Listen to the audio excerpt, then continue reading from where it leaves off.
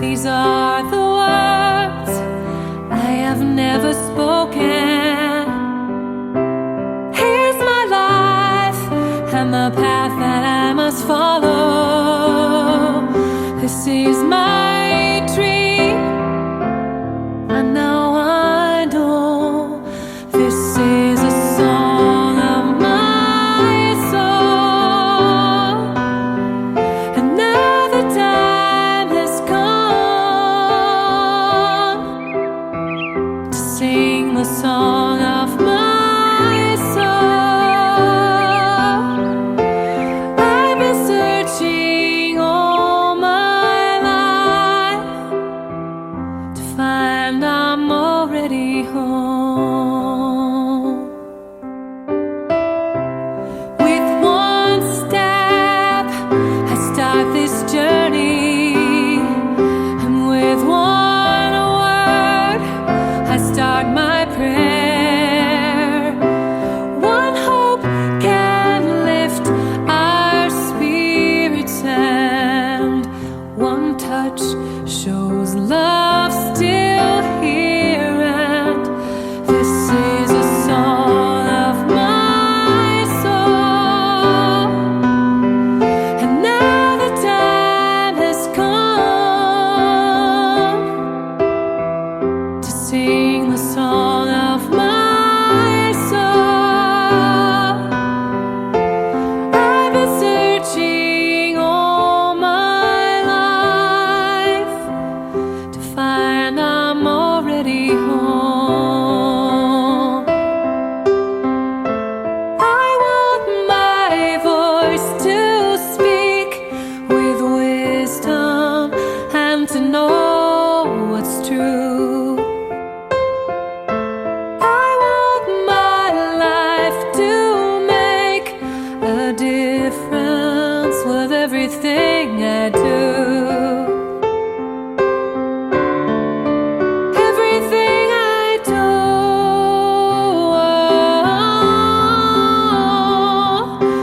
This is a song of my soul. And now the time has come to sing the song of my soul. I've been searching all my life, find I'm already home. Home, home. I am already home.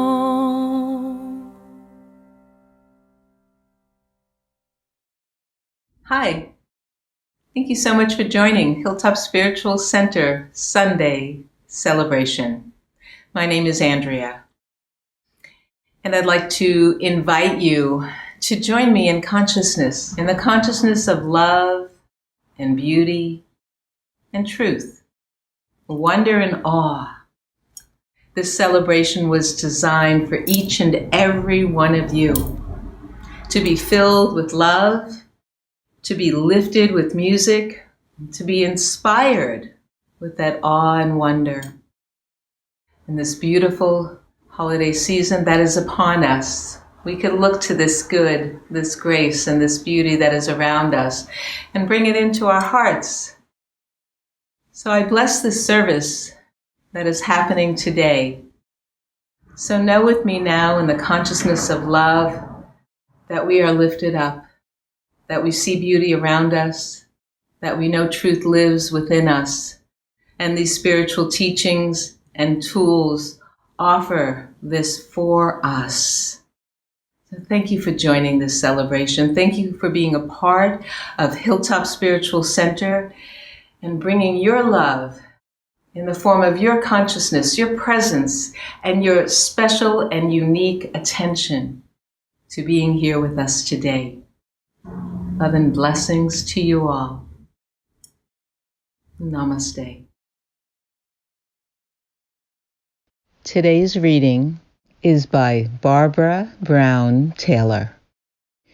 Earth is so thick with divine possibility that it is a wonder we can walk anywhere without cracking our shins on altars.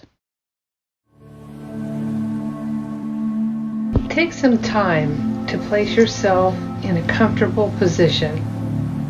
Take a few deep breaths and let your chest rise and fall with each inhalation and exhalation. When you are ready, let your eyes drift closed. As you continue to breathe slowly and deeply, let your attention rest gently on your breath. Feeling the movement as it enters and exits your body. Each time you exhale, let go of any tension. Relax your face, your shoulders, your belly, and legs. On the next exhale, settle your attention in the area around your heart. Focus on the feelings of love, compassion, empathy, forgiveness. With your attention on your heart center, bring to mind something or someone you are grateful for. As you continue with your easy, relaxed breathing, perhaps you feel gratitude for being alive or healthy. Perhaps you are grateful for the abundance of nature that produces food to nourish your body and beautiful scenery to nourish your soul. Bring your attention to people who truly nourish you in your life and how they bless you with their presence. Feel gratitude for your own life and the many gifts that you have been blessed with. Now bring your attention to how this gratitude feels in the area around your heart. With each inhale, let this feeling grow outwards, expanding to fill your chest, your arms and hands, your legs and feet. With each inhale, this feeling grows, filling you up. And now, even as you return your attention to your breath, let your body remember the sensations of your gratitude, knowing that gratitude unlocks the fullness of life, makes sense of our past, brings peace for today, and creates a vision for tomorrow. And so it is. Hello, dear friends, and welcome to another one of our celebrations. Here we are in the full career of the winter festivals. We have the menorah burning for Hanukkah. We have an angel in my background reminding me that we are in Advent. We have Diwali just a couple weeks past. And of course, the winter solstice. I think last week I called it the summer solstice. So that's a shout out to all of my friends in Australia. But the winter solstice is fast approaching. And as you look out into the evening sky, you can see that it is getting darker earlier and earlier. And oh, by the way, if you look in the west, just right after sunset, you will see beautiful Jupiter and Saturn as they are joining in this dance of theirs that they make every 20 years. But this one is in particular because of the significance of it. It's something that hasn't been seen in 800 years. So many things. But first, let's just honor Hanukkah. This Sunday, if you are watching the service, then is the third day of Hanukkah. It began on sunset, November 10th. You know, there's so much about that, and I don't want to get into the whole story. It's a rich and wonderful one, to be sure. But the essence of Hanukkah is this, that we can celebrate what is unique to us and still live within the context of a greater community. And that community can be our family, it could be our tribe, it could be our neighborhood or the town or the state that we live in. It could be our nation. It could be our species. But really, we can celebrate what is ours and live in the diverse planetary community, because that's where we're headed, right? What Hanukkah reminds us of, what Christmas reminds us of, what the winter solstice reminds us of, what Diwali reminds us of, is that we are moving from a me to a we, which is our tribe, to an us, which is this whole global consciousness. You know, one of the beautiful things that they say about the menorah is the center candle, which lights the other one, is called the shumash. It is the candle that lights all the other lights for all people to see. And the thing that they say is, you and I is to be the shumash. The other thing that I want to talk about just briefly as I'm walking into the talk here is that this day that I'm filming is December 10th. And it is the anniversary of the passing of one of my spiritual heroes, Thomas Merton. Thomas Merton was a Trappist monk. He lived as a contemplative, and yet the world knows him. And he was truly the embodiment of what it means to be a contemplative in the world. You know, he lived that sense of living a contemplative life, a life of solitude, but at the same time being a global citizen. What he talked about was really how that sense of solitude afforded him the ability to be in prayer and in celebration for all life. You know, in his book, Conjectures of a Guilty Bystander, he has this really beautiful writing. He says, in Louisville, at the corner of 4th, which is now Muhammad Ali Boulevard, and Walnut, in the center of the shopping district, I was suddenly overwhelmed with the realization that I loved all those people, that they were mine and I theirs, that we could not be alien to one another, even though we were total strangers. This changes nothing in the sense and value of my solitude, for it is, in fact, the function of solitude to make one realize such things with a clarity that would be impossible to one completely immersed in other cares. My solitude, however, is not my own.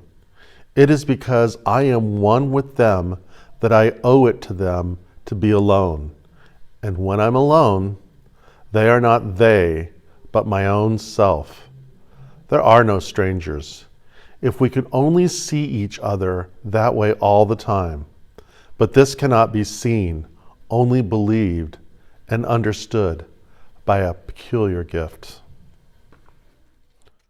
That gift of grace, that gift of insight, that gift that comes to us when we can quiet ourselves from all the distractions, when we can find that inner, still, small voice within to be in touch with that divine essence which is there and available for each and every one of us. You know, what it speaks about is this. Is I think that probably, you know, what I want us all to remember is this. You are not alone. And that you have merit and worth. And that we're all part of something that is greater, more beautiful, more complex, that is evolving, that it is bigger than any individual self. You know, our individual self is just a small aspect of who you and I truly are.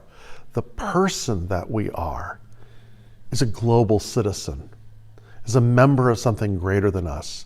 It is us being a center of divine consciousness within the vast whole. It is us, as Teilhard says, being evolution become intentional.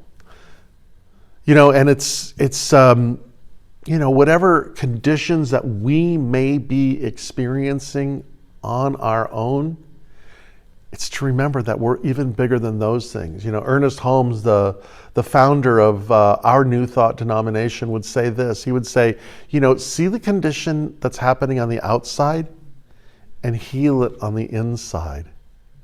See the conditions of poverty, of loss, of lack, of sorrow that is so prevalent in the world, and heal it on the inside. Because that is part of what we do in our solitude that allows us to be these global citizens that we are. I love that opening song from Peggy Lebo and her album that she so generously shares with us here at the Hilltop Center. And she asks this question. She asks, what path do you follow?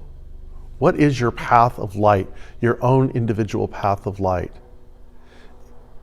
And I would ask this, does your path bring you joy? Or does it bring you despondency? Is it a path of light? Or is it a path that is heavy and dark? Is it a path that, as Andrea said in her opening greeting and meditation, is it a path that fills you with wonder and awe? Or does it fill you with a sense of despair or boredom? Is it a path that fills you with love? Or is it a path in which you feel separate? Because it is our path. And each of us can discern if we are on the correct path, if we experience those beautiful gifts of the divine, joy, compassion, love, understanding, generosity, empathy. If our path inspires us to feel those things, we are on the right path. And the other thing that she talks about in her song is this part that, the whole world right now is dependent on you and I to find and discover that song of our soul, that song that fills us with amazement and wonder and awe.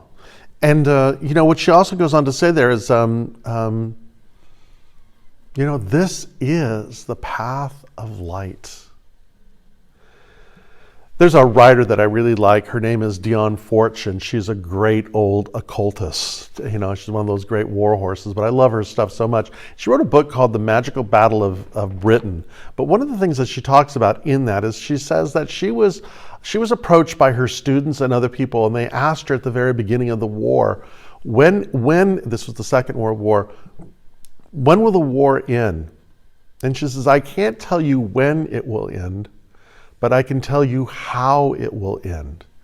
It will end when the conditions that started it have been resolved. When the thoughts and the beliefs behind the separation that created the war, when those things are resolved, then the war is resolved. And I think that that's timeless wisdom for us today. Because we can ask ourselves, with the vaccination that's coming online here, or the things that are beginning to happen, or, where we're watching this pandemic and all the suffering and all the sorrow that it is creating, when will it end? We don't know when it will end, but we know how it will end.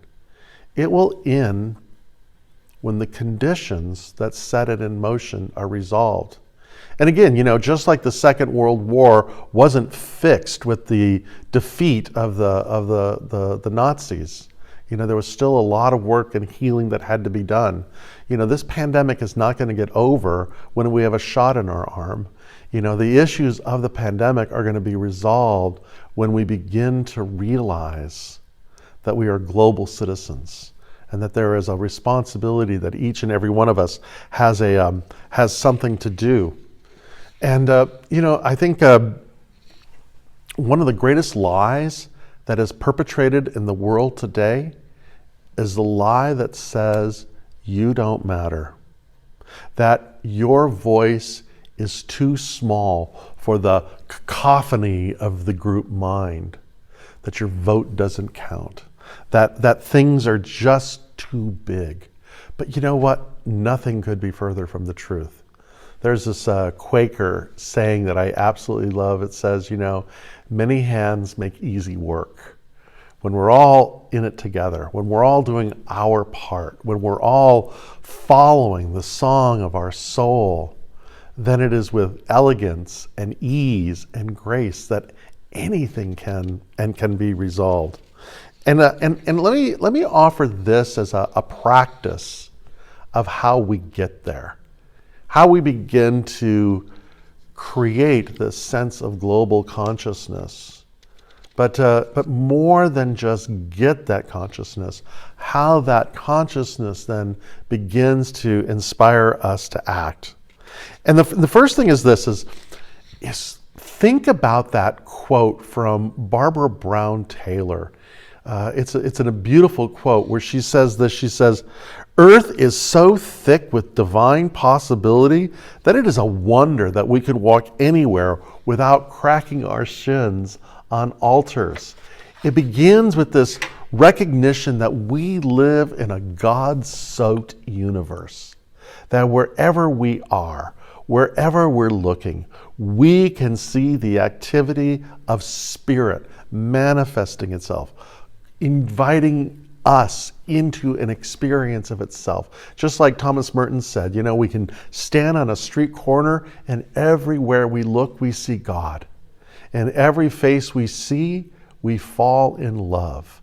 To allow ourselves that peculiar gift of getting outside of ourself to find our true self. The other thing is this. The second quality that I would offer in our practice is this, is what if the thing you fear most is the very thing that is draining you of your personal power? And then how we take the authorship, the authority back into our own life. And here's the good news, is you don't have to do it alone. Find a friend whom you trust. Here at the Hilltop Spiritual Center, we have practitioners who are trained in the science of affirmative prayer and the art of compassion listening. They have listened to the song in their soul to be of service in prayer and in listening and in compassion and empathy. And they are available, and cooperators are standing by. If you are feeling that you are losing personal power because of something that you fear, you can go to our website. You can find a way to communicate with one of our practitioners and reach out to them. I promise you, they will pray with you. They will be with you. They will help you to move from fear to a greater experience of joy and love in your life. And the third thing is this, and I talked about this last week. It's that idea of remembering senior life-saving. In a sense, you and I are being called to be spiritual lifeguards right now. And the first thing that they teach you in training as a lifeguard, the first thing they teach you in senior life-saving is this: keep yourself alive, because you can be of no service to anyone else if you're dead. What happens in senior life-saving is that if somebody's out drowning and you swim out to them, the first thing that they do is they grab hold of you, then you both sink and you both drown. And so the best way to support somebody is being able to support and protect and keep yourself in good place. And especially this time of year, self-care is an important thing. Self-care is not selfish. Self-care is allowing you, like Thomas Merton talks about, to be filled with that light and grace so that you can be of service to someone else. It's not about you. It's about who you are in the world, and your best self is a self that is rested and nourished and inspired and filled with amazement and wonder and awe, not exhausted and despondent. That doesn't help. So the best way that you can help the world is to take care of yourself. Be tender with yourself during this time, really. And then always remember something else. And again, I want to honor Thomas Merton. A couple weeks before he was killed, he was giving a lecture to a group of Asian monks. So the preface is brothers. But he was giving a lecture to a group of Asian monks in Calcutta.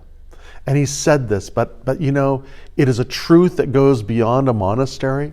It is a truth for each and every one of us.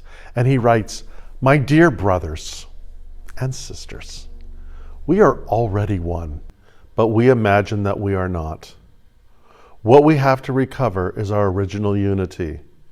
What we have to be is what we are."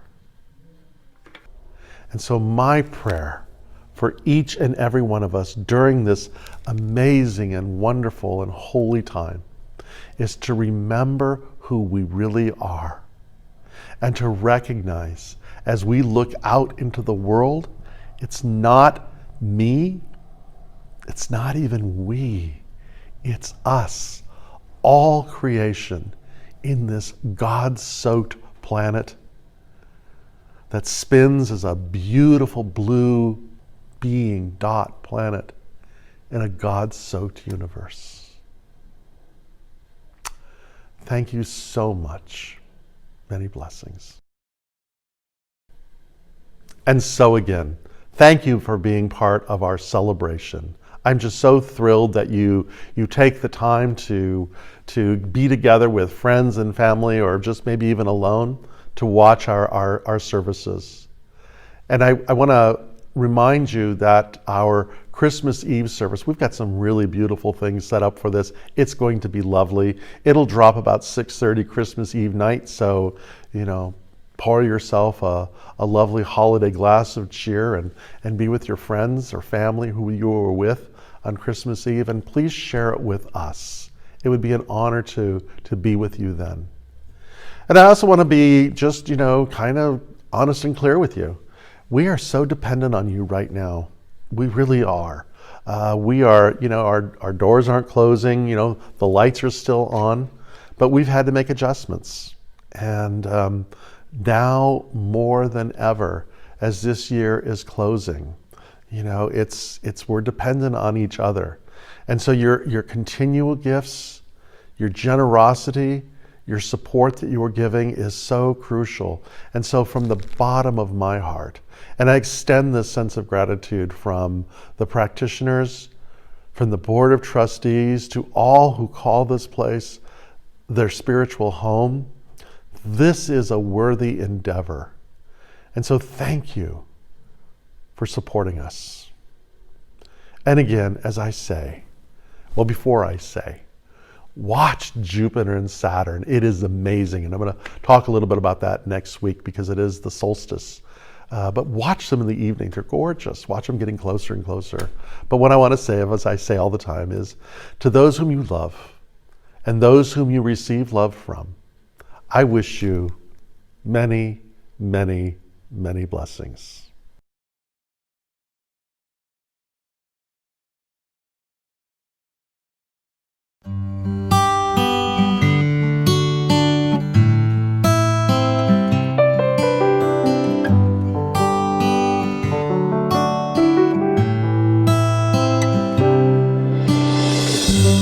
Heaven guide me, heaven show